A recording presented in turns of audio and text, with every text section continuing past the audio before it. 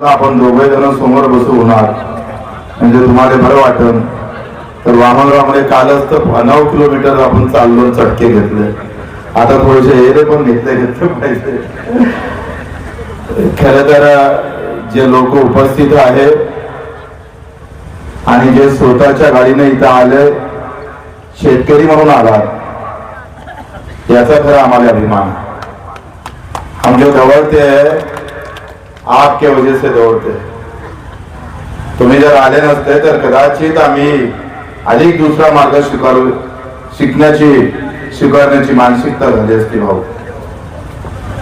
पण संख्या भरपूर आहे शेतकऱ्याची, पण तुम्ही आल्यानं किमान ते लढणं चालू ठेवावं एवढी आमची मानसिकता कायम राहते. लक्षात घ्या, तुमचं येणं किती महत्वाचं आहे ते सांगतो मी.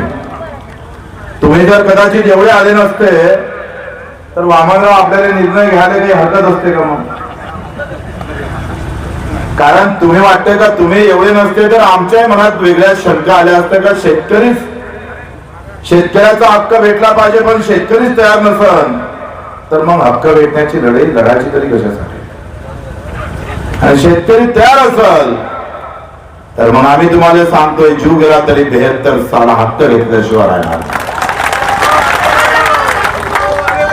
मोदीजी असू दे का, देवा भाऊ असू दे का, देवा भाऊचा बाप असू दे, चालेल, हम सबके बाप हे बताना चाहिए. आम्ही सगळ्यांचे बाप आहोत. वामनराव भाऊ असेल, वामनरावजी चढप, ज्यांच्या मार्गदर्शनाखाली आम्ही विधानसभात आवाज उठत होतो, त्यांच्या नावाला हा सगळा इलाका ओळखला जातो. वामनरावजीच्या नावाने सगळे जे आमचे आयोजक आहेत ते म्हणत आम्ही 6 लोक होतो. 6 लोकांनी थोडी मेहनत घेतली, त्याला तुम्ही सगळे जोडले. आजकाल असे कार्यक्रम घ्यायला कोणाला फुरसत तरी आहे का? गौतमी बोलावली असती, एखादा बेवडा जरी गावातला उभा केला आणि त्याला जरी कार्यक्रम म्हटलं गौतमी पाटीलचा आहे रे, तर त्या बेवड्याला घेतलेला कोण घेतला कार्यक्रम याच्यापेक्षा गौतमी आधी जमलं आपलं का.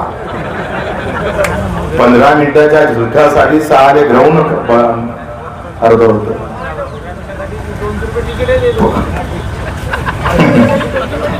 खालचे एवढे 72 आहे का महापेक्षा तेच जास्त बोलून आलं. त्याचं नाव घेतलं पाहिजे आयोजकांचं.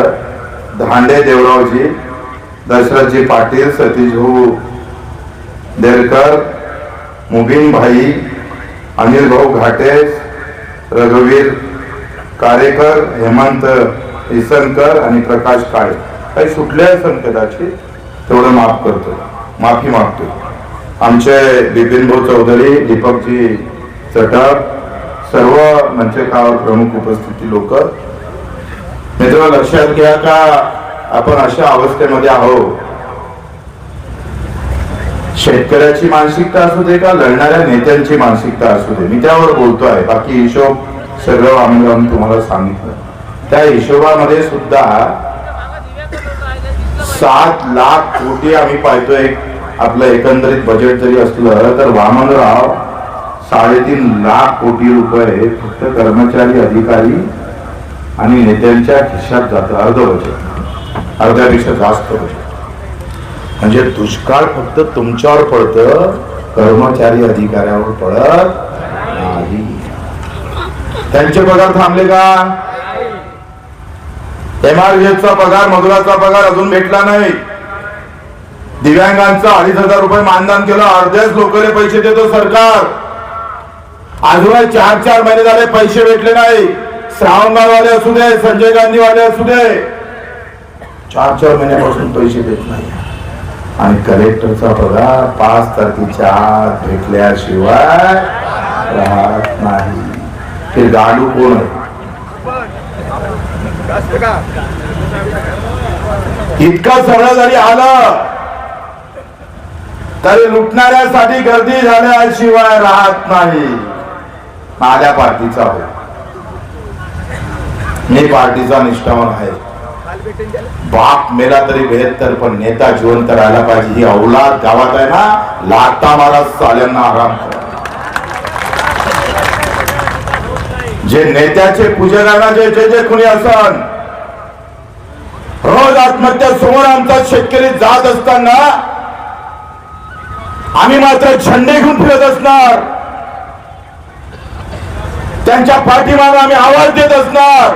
तर गलती सरकार की नहीं आपकी है. आम्ही नालायक आहोत. पहिले सारं त्यांना लाथा मारायच्या ऐवजी घरी चहा प्यायला घेऊन जातो आम्ही. भाजपच्या टिकीसाठी रांग लागते तिकडे. काय म्हणाव करायला का ज्यांना आम्हाला आत्महत्या करायला भाग पाडतं. अरे पहिले शेतकरी कर्ज फेडायसाठी जमीन विकत होता, ढोरं आम्ही पाहतो ढोरं विकत होते, जनावरं विकत होते, सोनं विकत होते, आता किडनी विकायला लागतं रे. लाज वाटू द्या, टाळ्या वाजवायचा विषय नाही आहे. आमची आम्हाला शरम वाटली पाहिजे. सारा तिथला आमदार आणि खासदार एक भेटायला गेला नाही, पालकमंत्र्यांना मुख्यमंत्र्यांना फोन केला नाही. आणि दंगलीत जर मेला असताना, किडनी काढली असताना हिंदू मुसलमान म्हणून, तर आमची जायची गरज पडली नसती. हे सगळे भामटे तिथे जमा झाले असते. कारण आम्ही जाती पाती व्यवस्थित पेटून ठेवलाय. आम्हाला जात फार महत्वाची आहे, धर्म फार महत्वाचा झालाय, तो असला पाहिजे प्रत्येकाचा. पण आमचा जो धर्म आहे शेतकरी धर्म, तो विसरता कामा नये हे सांगण्यासाठी आम्ही इथं आलोय. लक्षात घ्या,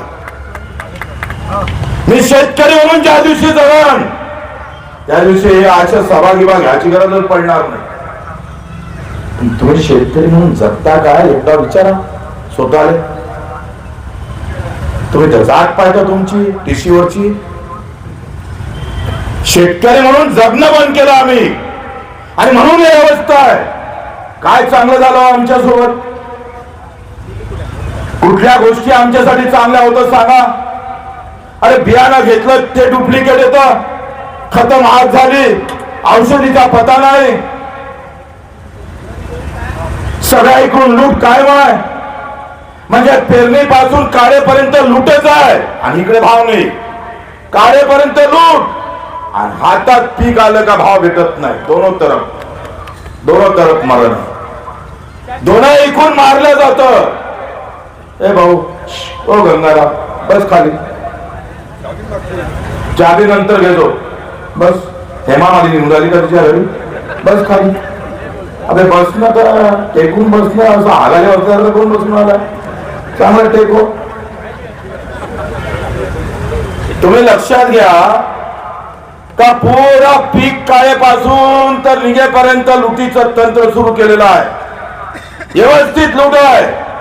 तुमच्या शेतीतून तुम्ही उभे राहिले नाही, तुमच्या शेतीतून कारखानदारी उभी राहिलेली आहे. लक्षात घ्या, हातचं बियाणं गेलं, हातचं खत गेलं, हातच्या औषधी गेल्या, आणि सगळे कारखाने उभे राहिले 75 वर्षात. ते कांग्रेसवाले असू दे का भाजपवाले असू दे, जो लुटने वाला है वो हमारी पार्टी का नहीं है. मला भाऊ जरी असला तर लाख मारा साल्याला, का जे शेतकऱ्याचा नसेल तर तो आमच्या कामाचा नाही असा म्हणणारा मर्द गावागावात तयार झाला पाहिजे. तुम्ही टाळ्या वाजवता इथं, पण नात्यातलं उभा राहिला का शेपूट हलवता साल्याले. मग एका इकडे लुटीचं तंत्र आहे, दुसरीकडे भाव भेटला का? वामनरावने जे सांगितलं का सरळ सरळ कापसाचे भाव 8,000 जाहीर केले, 11,000ची शिफारस केली, आणि कापूस विकावा लागतो 6 ते 7,000. एका क्विंटल मागे 5 ते 6,000चा लॉस. कसं जगणार आहे कोणी? अरे मजुराले 25 रुपये जास्त देत नाही तुम्ही. भाजीपाल्यावाले तुम्ही जरी भाजीपाला घ्यायला गेले तरी भाव करतोय तुम्ही, आणि सरकार एका क्विंटल मागे 5,000 लुटतं, तरी स्वागत करणारी अवलाद गावात आहे का नाही सांगा मला. ते चीड कधी येईल तुम्हाला, संताप कधी? आता तुमच्या घराखाली मशाल लावली, आता काय भाला पेटून द्यावं का? अरे संताप कधी येणार आहे? राग कधी येणार आहे?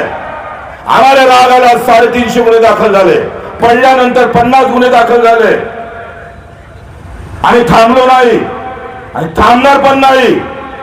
आप आए तो गांधीगिरी से, अगर नहीं आए तो भगत सिंह गिरी से. उड़ा देंगे सारे को, ठोक देंगे. ठोकून टाकू आम्ही, आम्हाला त्याची पर्वा नाही आहे. 350 गुन्ह्यामध्ये कधी जेलात झालं माहित नाही. 4.5 वर्षाच्या सगळ्या पहिले सुनावल्या आहे. हे भाषण सगळे रेकॉर्ड होतं, त्या न्यायाधीशासमोर दाखवलं जातं. आमचे विरोधक सगळे तिथे टपून असतं.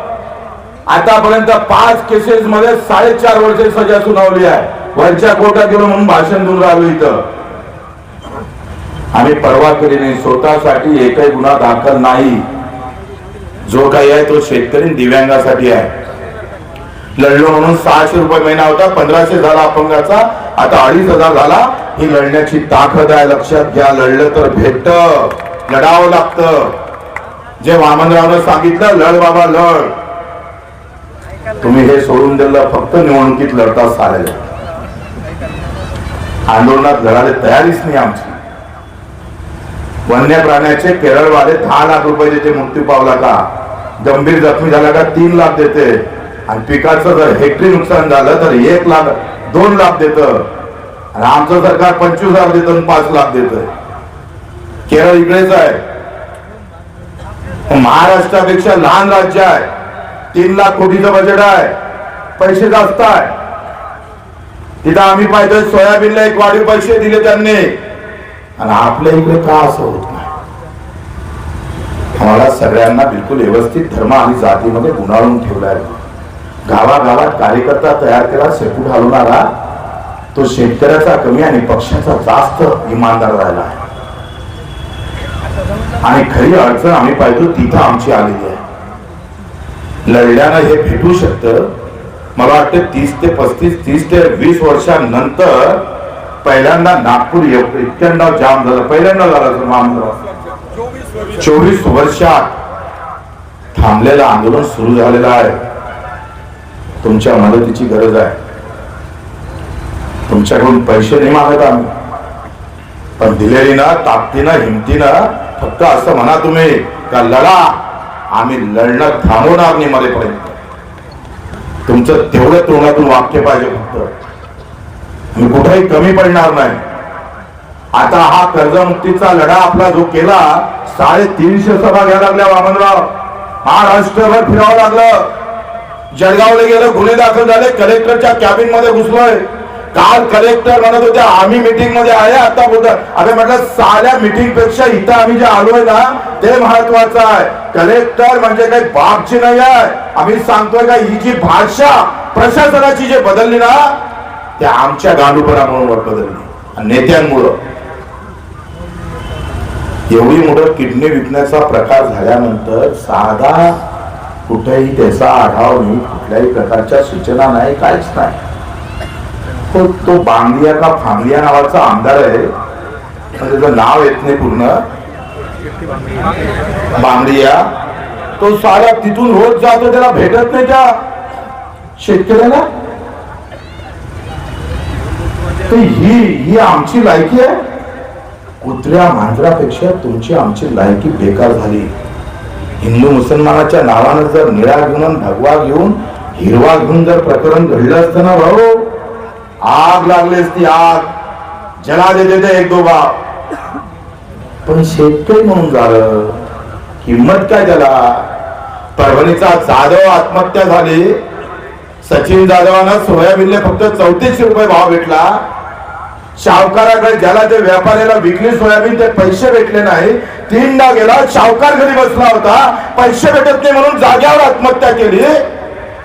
आणि ते माहीत झालं तर बायकोला आत्महत्या केली. आणि बायकोच्या पोटात जेव्हा PM झालं तेव्हा 7 महिन्याचं बाळ होतं.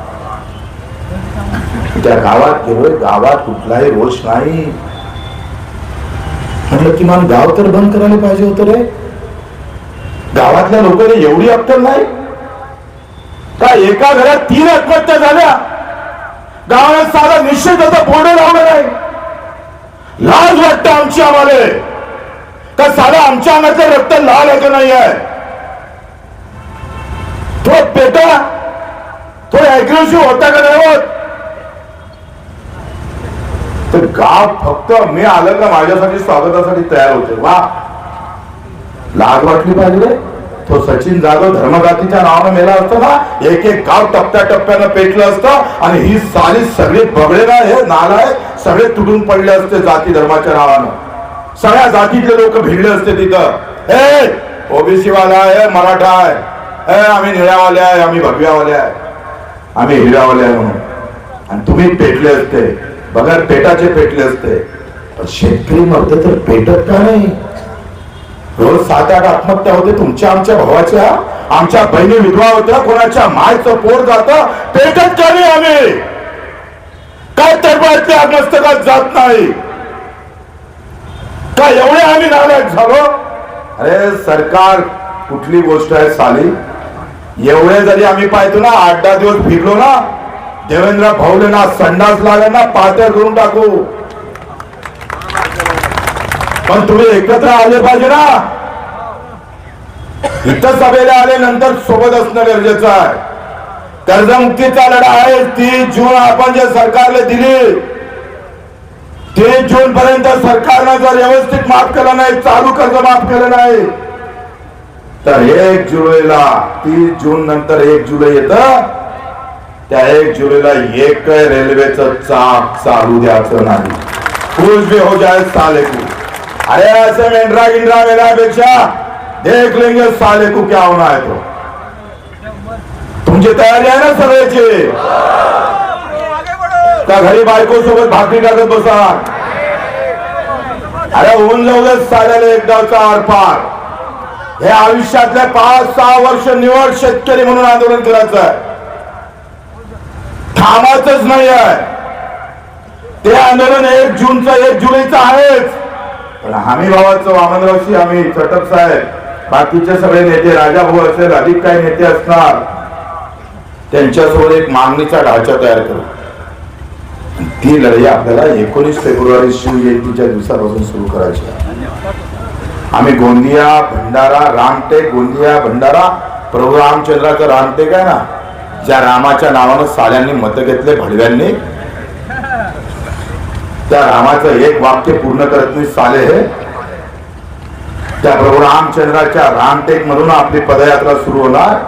भंडारा, गोंदिया, गडचिरोली, चंद्रपूर आणि ताडोबा मध्ये घुसायचं आहे आपल्याला. शेतपर्यंत तुमचे वन्य प्राणी आमच्या घरात येतं, आमच्या शेतात येतं, तोपर्यंत बंदोबस्त झाला नाही तर आम्ही उठणार नाही ताडोबातून.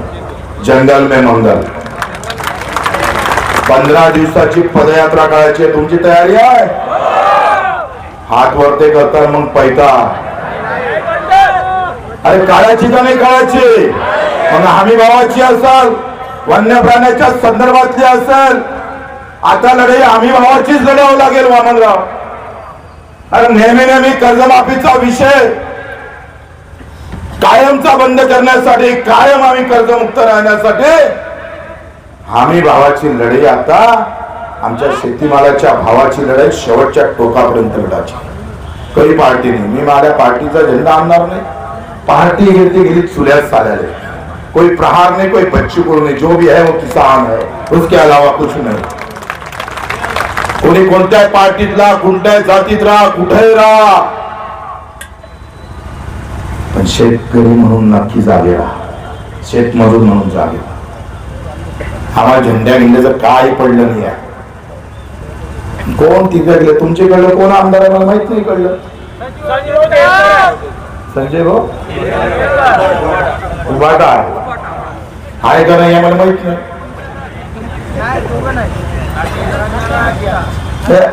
आमदार झालो, खासदार झालो, आम्हाला पाळलं, आम्हाला पाळलं, मला पाळलं होते, कारण आम्ही लय बेमान होतो, बेकार होतो. घर विकणे आहे. मारेगाव शहरातील नागरिकांनो, घर खरेदी करण्याची सुवर्ण संधी चालून आली आहे. किन्हेकर लेआउट, वॉर्ड नंबर 4, मारेगाव, कन्या शाळेला लागून मध्यवर्ती बँकेच्या मागे.